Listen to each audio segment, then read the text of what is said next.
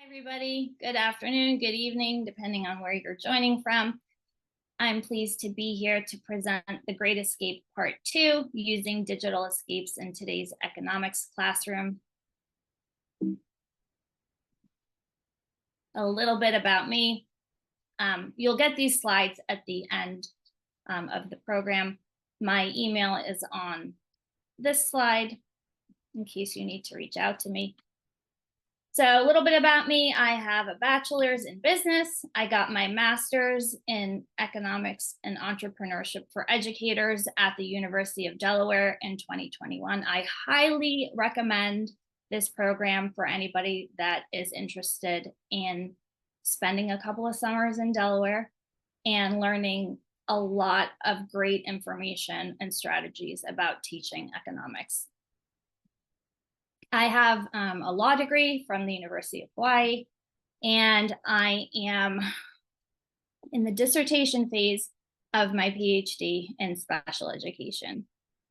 So my teaching background, I was a middle school social studies teacher for 4 years. I taught special education inclusion classes. Then I moved to high school where I taught Civ, Econ, and US history. I left teaching for a year to go to the University of Delaware and work at the center there, writing economics curriculum and teaching teachers, which was a great learning experience for me. Then I got offered a really interesting position back at the high school that I worked at, teaching the legal assisting career pathway. So I kind of got to combine the law and teaching all in one. So I am back in the classroom. I miss economics, but I still obviously have my hand in it here and there. But it is good to be back with the students again. All right, here's our agenda for tonight. We're going to go through the basics of digital escapes in case anybody was not here for part 1. Can we put in the chat if you were here for part 1 or not? It was a few months ago, so even if you were here, you might have forgotten some of the things that we talked about, that Amy talked about. We'll talk about some tips for scaffolding. Then we'll look at 2 different games, one on externalities and one on the production possibilities curve. We'll have some time for questions at the end. Okay, so Amy Krzyzanowski is the one that created these games. I've worked with her to scaffold some of them. She was doing most of them for her AP classes, and I was used to teaching more on-level classes, so we worked together to scaffold some of them. All right, so we have a pretty good mix. Awesome.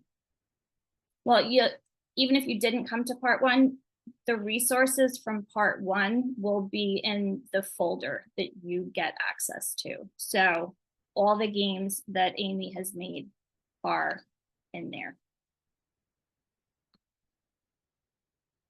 So I'd love to hear from you guys how familiar you are with digital escape rooms or physical escape rooms. I was just saying earlier that I did a physical escape room over the summer. I was terrible at it. My brain doesn't work that way. I can create digital breakouts. I'm not very good at playing them. But they're definitely a different way of thinking, which I love presenting activities in class that appeal to different students' styles of thinking. And I think it's always a surprise to see who gets it super quickly and who struggles. I'm definitely one of the ones that struggles. So, okay, so the digital ones are great. So they have kits, right, where you can do the physical ones in class with locks. Those are super time consuming to reset those between games and to have enough supplies. for your students. So this is a great alternative. So essentially, we're looking at the online version of a physical escape room. Students can do these in teams. They work together to find clues and solve puzzles. The goal is to get through a certain number of locks in a limited amount of time, but it's not a race. But you want to complete it, within a class period or class block. It's great for content review and for reinforcement. It's not an online worksheet, but they're not filling in the blanks. It's not guided notes. It's not, listen to what I'm saying and type it or write it down. Something really interactive and something that they can do independently, which is very appealing to me as a teacher. Okay, so here's a sample for you guys to check out.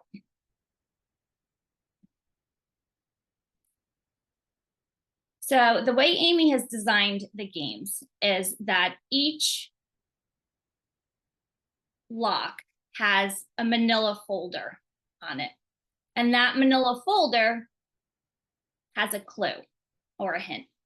So it says Halloween is a very popular holiday for candy lovers. So there are 3 prompts that the game is asking you to think about. And I don't know if you guys can recognize these 3 slogans from commercials. There's no wrong way to eat a blank, taste the rainbow, and melts in your mouth, not in your hands. And they're numbered 1, 2, and 3.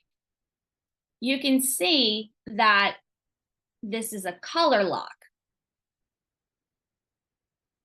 So you kind of have to think, because me in my head, I'd be like, well, where do I write these things down?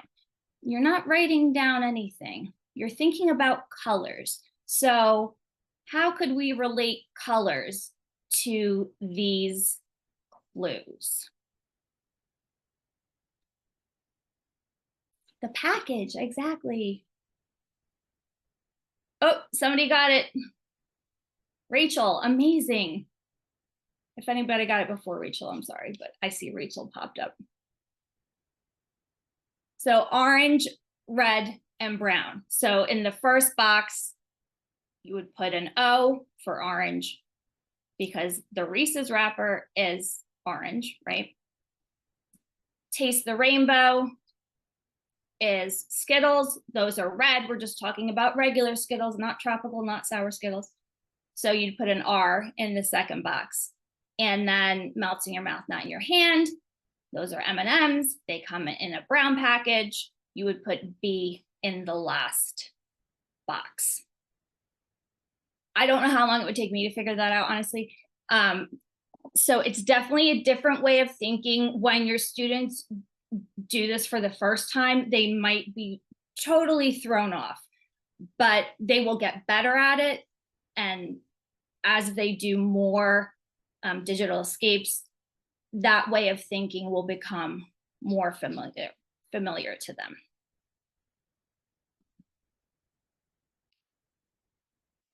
Does anybody have any hesitancy about using digital escapes? Maybe concerns about technology,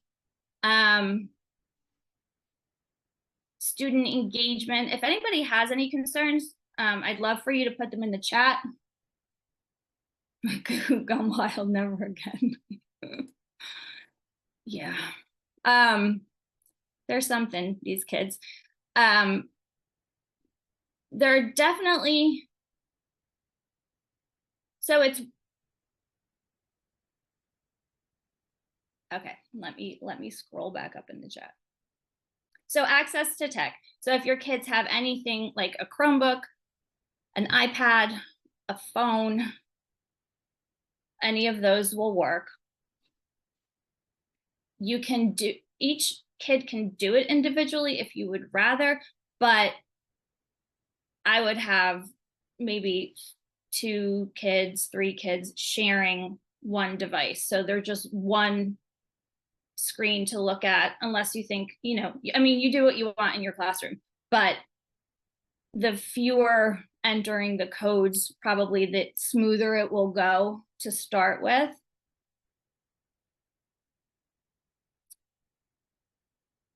So some kids not participating or trying, just waiting for the answers. So that's a great point. When I do digital breakouts, I don't give anybody the answers, and nobody else will give them the answers either. And a good workaround for that is to provide a worksheet that goes along with the digital escape if you're running into that as a problem, and having the students write the codes in their worksheet, and maybe a rationale of how they came to their answers, or a check for understanding after. Your students might really escape. I hear you. The cheesiness factor. I don't think these are cheesy. I think they're so difficult. Honestly, they're so challenging that it's not, I never felt awkward about giving high school students these. It really, it ends up being a lot of fun. So I'll talk really quickly about the platform. Amy and I both have used Breakout EDU in the past. Breakout EDU has decided that any teacher that wants to share a link of a game to their students has to have a paid account, which is $100 a year, which is a lot, especially if you're not using it to create your own games, but you're just using it to access games. So Amy is in the process of converting all of the Breakout EDU games to Google Forms. So the 2 that I show you tonight are on Google Forms. So it's totally free. I feel like most students are somewhat familiar with Google products, so it's relatively intuitive for them. So you'll have the opportunity to log on to a game if you want to later on, or you can I have screenshots of what the students would see in the game, so you can follow along on the Zoom and then check out the actual games later. Oops, sorry. So here's some tips, because I see about kids struggling. So you can publish the game link on a class website or whatever your learning management software is, or just give the kids the URL. Pairs are ideal. Having groups of 3 sometimes can be helpful for language learners, but having a group of 3 sometimes creates that free rider scenario where 2 of the students are doing the work, and like somebody said before, the rest are just waiting for somebody to tell them the answers.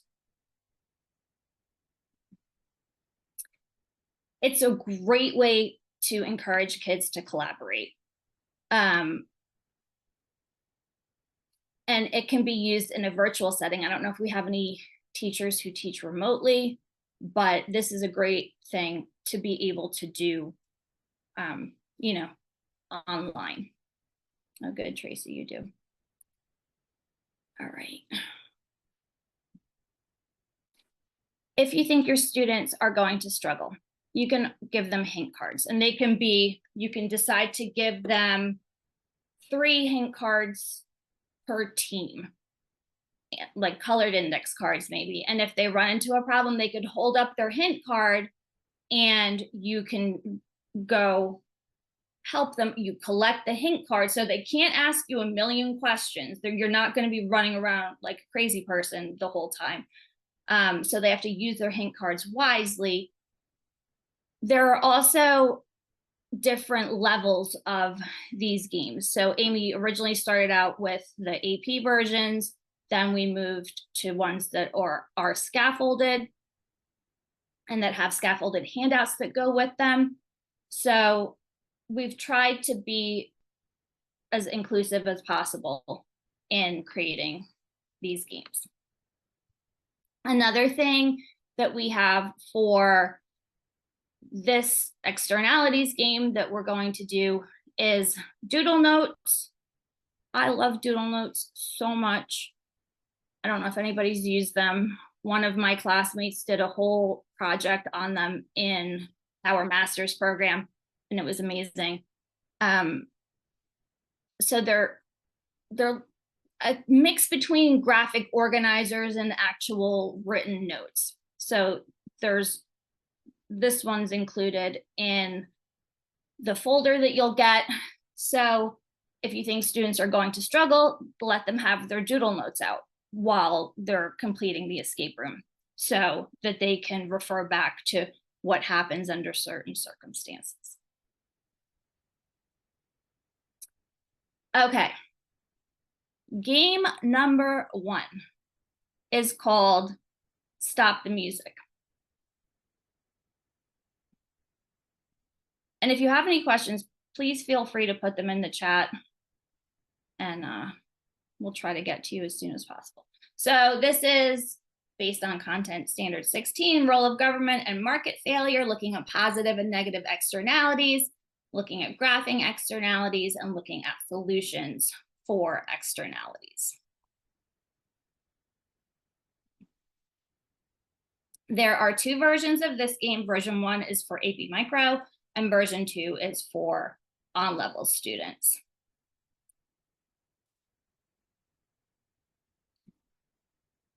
Okay, if you'd like to enter the game, you can. You do not have to. You can kind of play along here in the chat if you'd like to, but you can either scan that QR code or go to tinyurl.com/stop the music. DBO stands for digital breakout. I'll put that in the chat too.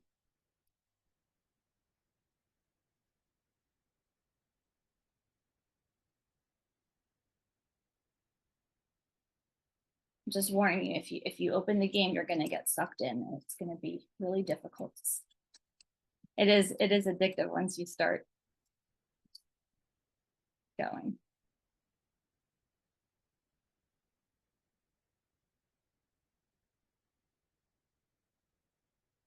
Okay, so the address is there in the chat for you.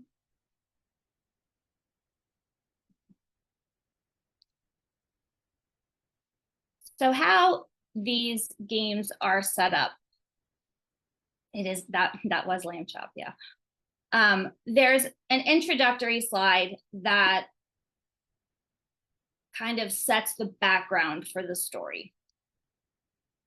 Amy developed this character called, I was thinking of the character. I created a character called Professor Shifty.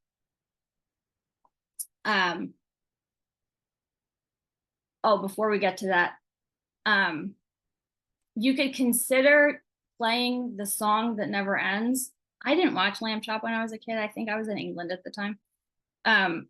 But I mean, the kids might think it's funny, but it's going to be in your head for the rest of the day. So good luck. So the first slide sets up what the mission of the escape room is. So Dr. Scarcity, she's the world's worst economics teacher. She loves doing things to make students suffer. She's hijacked the sound system and she's blasting this song on repeat. She's placed a set of large impenetrable locks on the door, and the student's mission is to discover the combinations to stop the music. So this is the first lock. This is what the students would see on the top of the Google Forms page.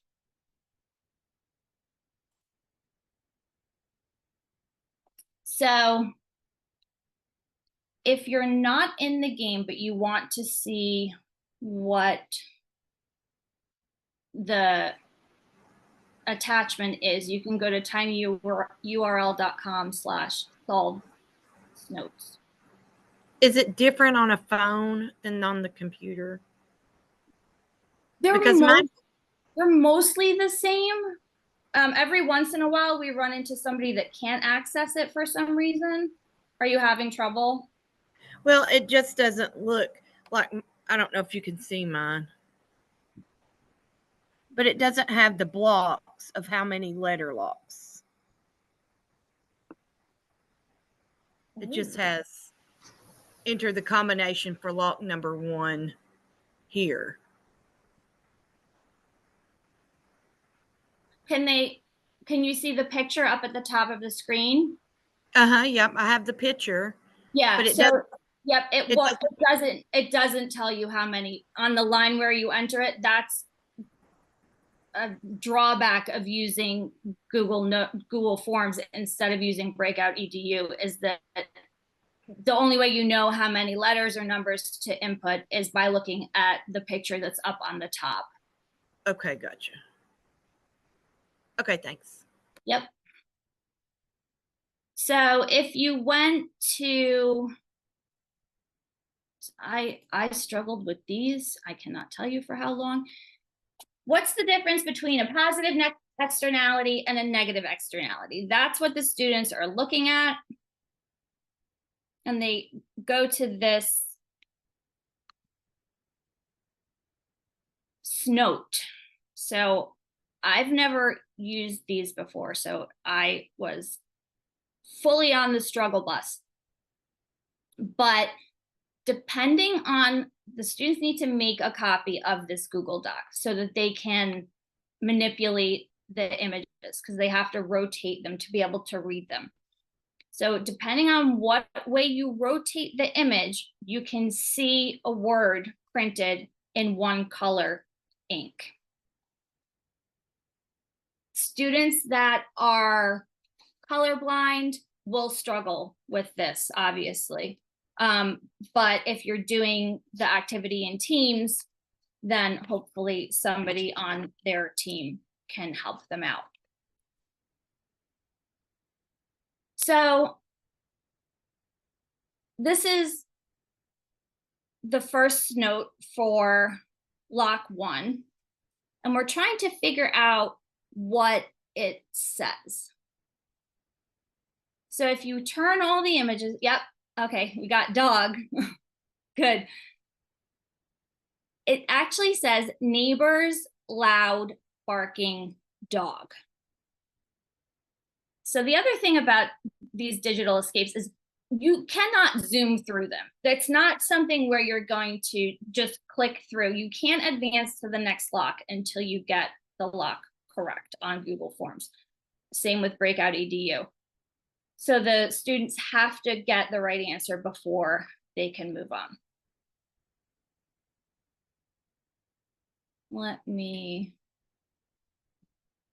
And the more you look at it, the more the letters kind of come out for you. But the first time I looked at one of those, I had no idea what I was doing. So after decoding all this notes, these are the phrases that the students would get. Neighbor's loud barking dog, next door neighbor's beautiful yard, coworker burned popcorn. So students would be deciding if those are positive externalities or negative externalities.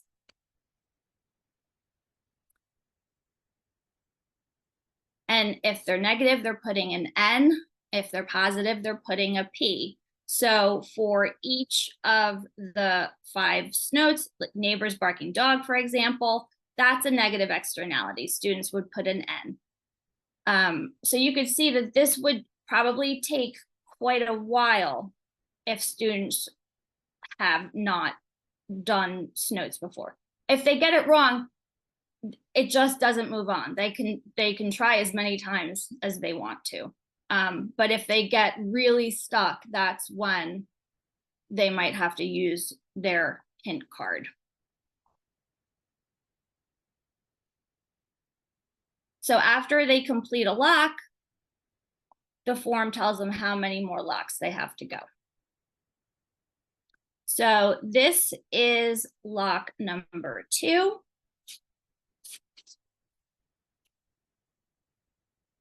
So we're looking again at types of externalities, what happens. Okay, the hint cards.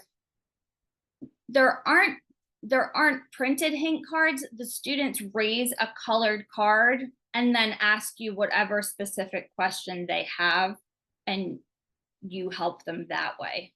It would be really difficult to create enough hint cards to cover every scenario. It depends on how well your class is doing. I would say for each group, like definitely not more than 3 hint cards for a game. If one group of students finishes early, you can let that group of students help also the teams that are struggling. So they'll definitely struggle. The first time you do this, they're going to struggle without a doubt. But as you do more and more, they'll get used to the way of thinking and the way that these work. So this is a directional lock. So if you were doing this on Breakout EDU, it would actually have arrows facing up, down, left, and right. We don't have that option in Google Forms, so we're using a U for up and a D for down. So the students will look at the border of the picture to figure out which question it goes with. And this is fairly straightforward because they're in order. So the pink question goes with the pink bordered image. With this type of externality, will we end up with overproduction or down with underproduction? So this, I also honestly struggled with, like what is going up and down. So the way of thinking that Amy was using was, if there are no controls, people will text and drive a lot. If we start giving tickets for texting and driving, then maybe it would go down. So the first answer would be up. If there's no consequences, we're going to have a lot of texting and driving. Skip down to the purple one. So we're looking at the picture of the purple boarded picture of the trash. Do we have a positive externality or a negative externality? Well, obviously we have a pile of trash in the street. That would be a negative externality of living in a crowded city with people who are littering. So they would just put the U or the N in the blocks. Is anyone playing and figured out what the answer to this one is? I think they take a decent amount of time. And all right, Christy, you want to put the code in the chat? We can't, obviously don't have time to be able to go through every single lock, but while you're learning, I think it's kind of fun to try to figure it out yourselves.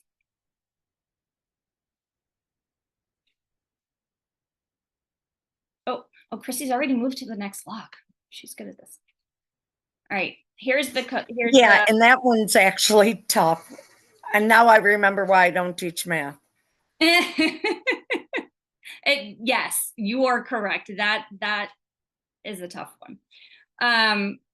So the correct code, up, down, down, up, up. That would take the kids to the next lock. The folder that you're going to get access to at the end has answer keys for the teachers. So it will explain not only what the correct code is, but how you get to it. Because sometimes I just not following the thinking. So it's definitely helpful to have those answer keys. All right, so this is the next lock. It's a color lock. Again, on Breakout EDU, you would be able to choose the colors. Since we don't have that option in Google Forms, students are to put the color of the first letter of the color in the lock. So, and they're supposed to use capital letters, and that's a learning curve for everybody, I think. So in the Google form, there's a little sneaky link at the top, says don't click on this link, and it takes the kids to the song. So if you'll know if anybody clicks on it. So Yeah, I did that too. I had to look. So looking at the manila folder gives you the hints, what you're looking for. If students aren't familiar or don't have the labels memorized for the graph, then they can use that key. So the clue here from, I think her name's Sherry, right? Is from top to bottom, there are 4 mistakes on this graph of a positive externality. So that means literally start looking at the top of the graph, find out what the first mistake is, and keep moving down. And that's the order in which you're going to enter the colors. So the first mistake would be the purple curve. It should be labeled social benefit, not private benefit. So that's a mistake. So P for purple would go in the first block. I'm not going to go through how we get to all the answers because you're econ teachers, and also we don't have enough time for that. So this one's not bad. All right. This is a good way to gauge where kids are in the game. So this lock tells them to make your teacher laugh to get what you need to solve this lock. So I'm going to put a link in the chat. You would hand out either on paper, or you could give kids discreetly the tiny URL that takes them to another page that has questions on it. It's a good idea to encourage them to open a new tab for any link that they have to go to, so they don't accidentally click out of the game. Writing down their codes like discreetly somewhere is not a bad idea, so that if they do accidentally get out of the game, they can get back in quickly by entering their codes. So this lock is no joke. Make your teacher laugh to receive what you need to move forward. If you're not a joke teller, go ahead and Google. These are the questions that the students would see on that link or on a paper if you chose to hand them out on paper. If you don't think they can manage all the clicking back and forth, do it on paper. That's totally fine. And this is a simple letter lock combination. So just the correct answers of each multiple choice question make up the correct code. That one's fairly straightforward. 2 more locks to go in this game. This involves math. You might want to let students use a calculator for this because you do end up with a large number. So definitely a challenging lock. Let's look at, please excuse my dear Aunt Sally, but that music seems to be getting louder and louder. Better hurry. So I don't know how many of you remember PEMDAS from the order of operations that we used in math.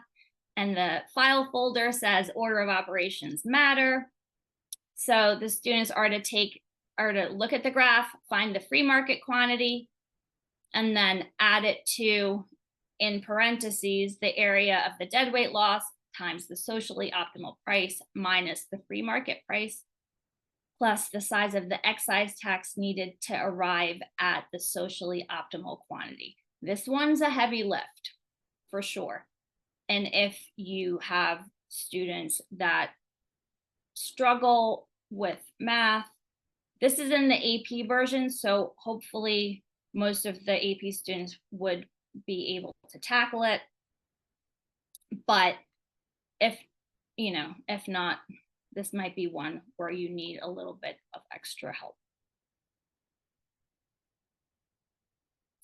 So the solution to that math problem is all of those numbers. The explanation of the solution is in the answer key.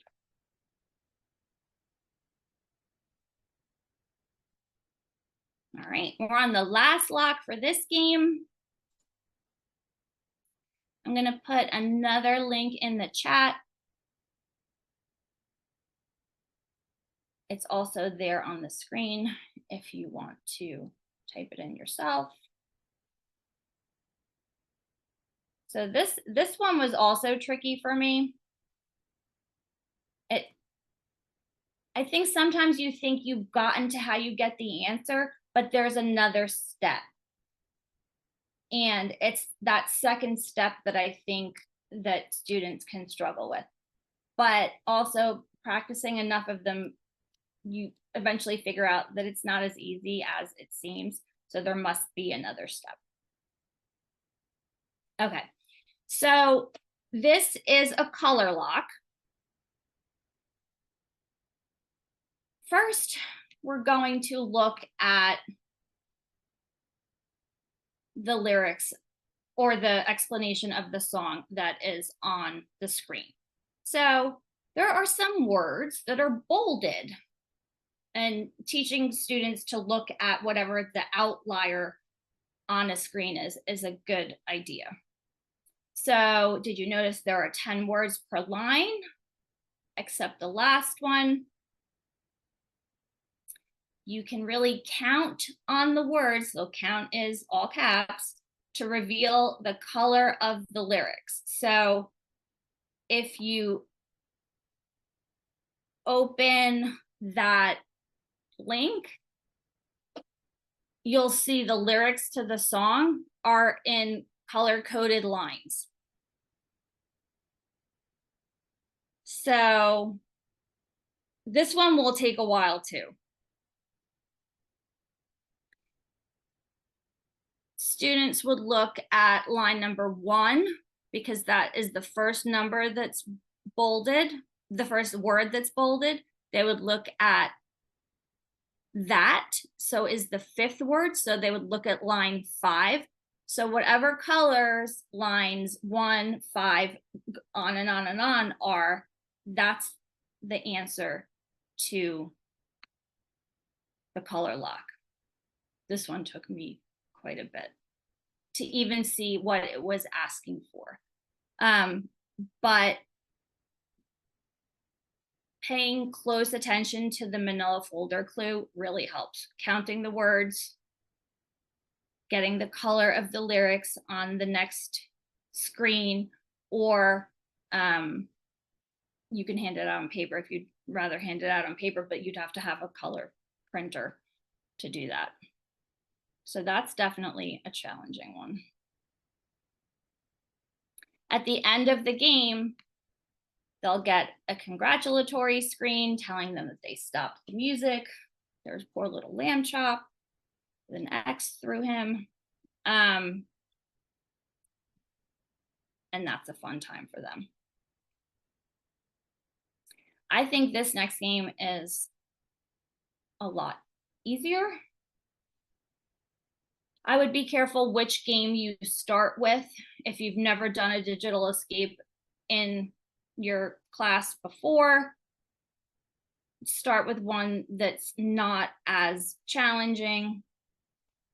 So this one looks at, this is the production impossibilities game, talking about the concept of scarcity, looking at what the production possibilities curve represents, how to identify points on the curve, and how to shift the curve. I don't think they're editable because Google Forms are weird like that. I'll have to talk to Amy and see if we can come up with a way to, I mean, you could make a copy, I guess, and edit that. So you'd have the template at least, I guess. But like we both make the images on Canva. But I mean, you can do that and, you know, replace an image and then put in your own clues. So this one also has the doodle notes and a student handout. So this is the PPC Digital Escape if you want to give it a shot.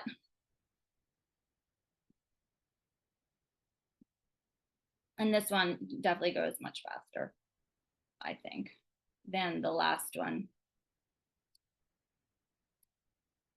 All right, if anybody wants to tackle the first lock and see if you can put the code in the chat. If you're trying to play, don't look at the chat if you don't want spoilers.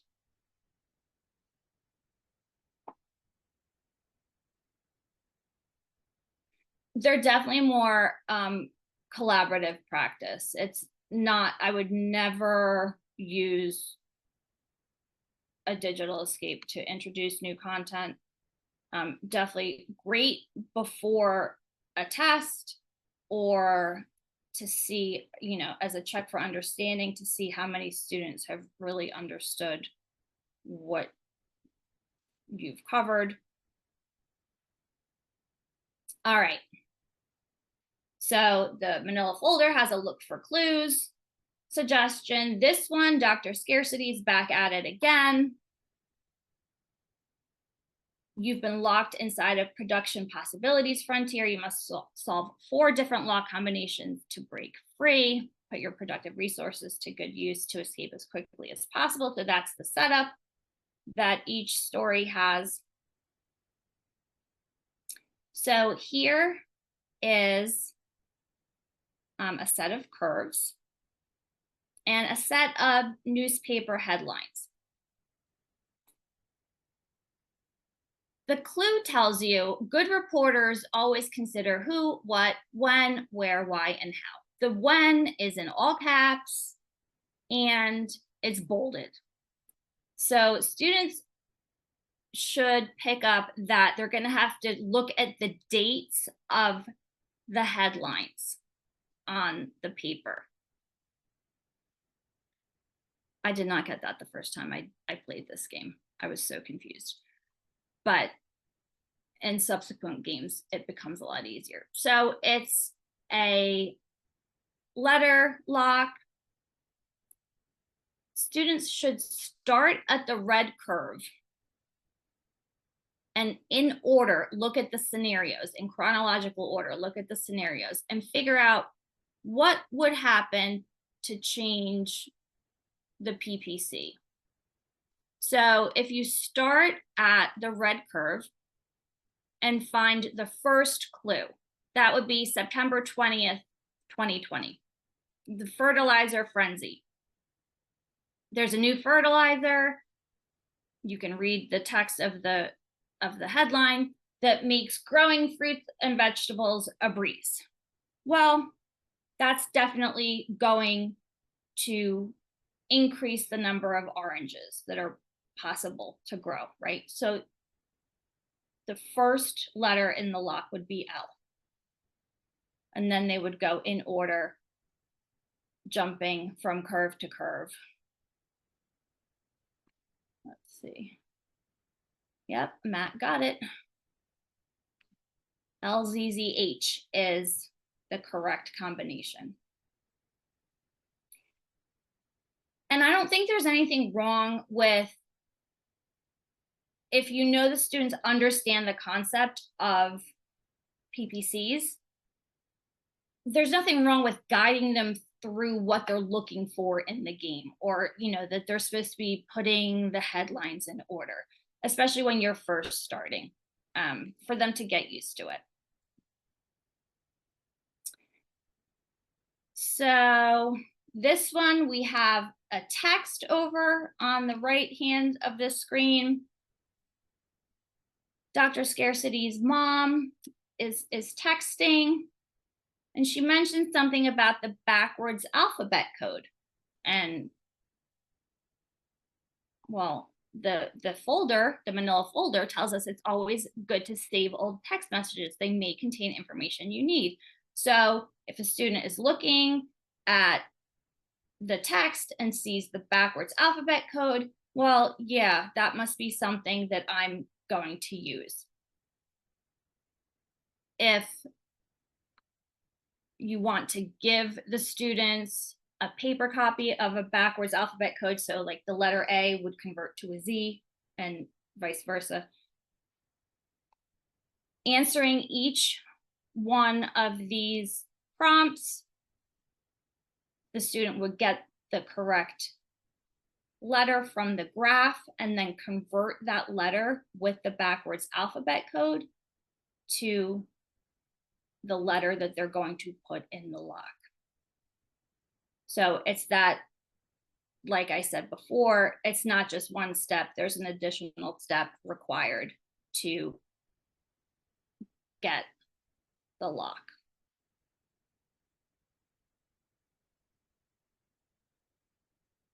Yeah, these tell them to try again. They can't just put in anything into Google Forms and have it go to the next lock. It just won't go. So this, put in the backwards alphabet code, the answer is random. So that's kind of fun. I like that one. Okay, this one, they have to figure out what the last part of the URL is. So I'm gonna put, in case you don't want to go through copy and pasting, binary code, which I'm guessing maybe you don't. I'm gonna put a link in the chat.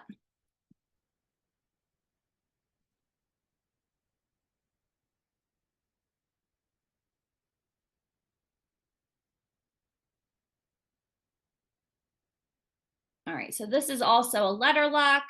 We're translating binary code into letters. I'm just gonna go fairly quickly since we're almost out of time. The combination for this lock ends up being DDDAAB. This definitely was a challenge for me. The students get a series of questions that they have to answer, just like they did on one of the previous locks. And they go to enter those in the letter lock. If you think like this is too many steps, if finding the URL, the end of the URL with the binary code is too many steps to get to the questions, then you can, you can always scaffold it by giving them the URL and just eliminating that part of the struggle. I don't think there's anything wrong with that, especially when they're new at playing the games. All right, last lock. I remember when Amy showed me this for the first time. It was clueless. So Dr. Scarcity has packed her bags. She's ready to flee the country. We have to figure out where she's going before it's too late. So looking at the manila folder, you'll need to flag Dr. Scarcity down, or you're all going to be stuck here from top to bottom. Anybody know what we're looking for? You can put it in the chat. So flag is capitalized and bolded. Top to bottom, capitalized. Very good, Rachel. Some people are so good at these. So looking at the destination code on the ticket, this is a paper ticket. I don't even know if kids would know how to read these anymore.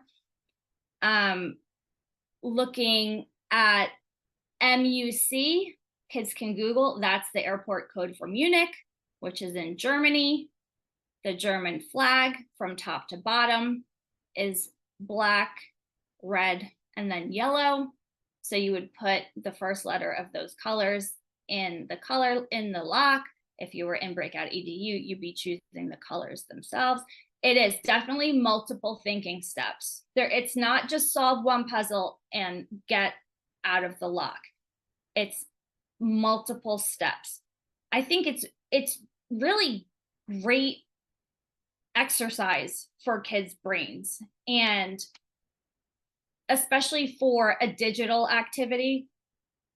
I think this really, really makes kids think not only about the economics, but just about problem solving in general, which I think is super helpful, because I don't know about you, but a lot of my students just seem to want to be given the answers. They don't want to engage in the struggle.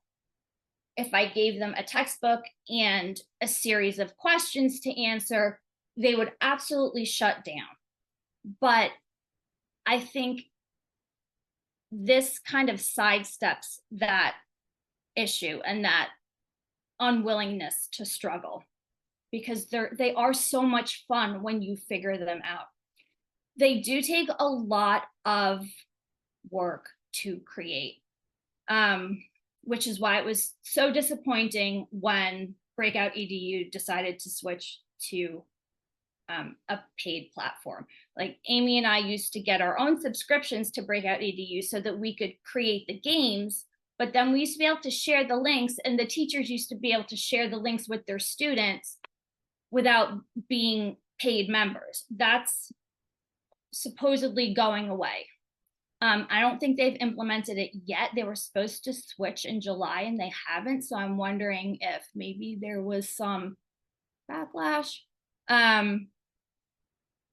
So you can use the Breakout EDU games for now, but if they implement that paid requirement, then you'll have to switch to the Google Forms. Okay, so they still haven't, yeah. Yeah, I'm really annoyed because like I loved my Breakout EDU games that I made, and like Amy said, switching it to Google Forms is not the most fun. All right, so that was the last game that we're going to do. So this is what you'll see. There's a QR code here. There's also the tiny URL. tinyurl.com/econdigitaliscapes. So there are tons of games in this folder. And within each game folder, there is sometimes multi-level games. So an on-level version and an AP version. There will be a teacher key. There'll be whatever handouts or links that you need to use for like the locks that we saw that have the lists of questions. If there are doodle notes associated with that topic, those will be in there too. So there's just a ton of resources in this folder. Amy is working on transitioning all of the games to Google Forms in the event that Breakout EDU does require payment to share the links. So that's, just know that's a work in progress. It's very time consuming. And so Amy just does it, you know, when we have the opportunity to do it. Does anybody have any questions? I know we are right up at 8 o'clock. You can contact Amy anytime. You can contact me anytime. Amy's email is up there. My email was on the About Me slide in the beginning.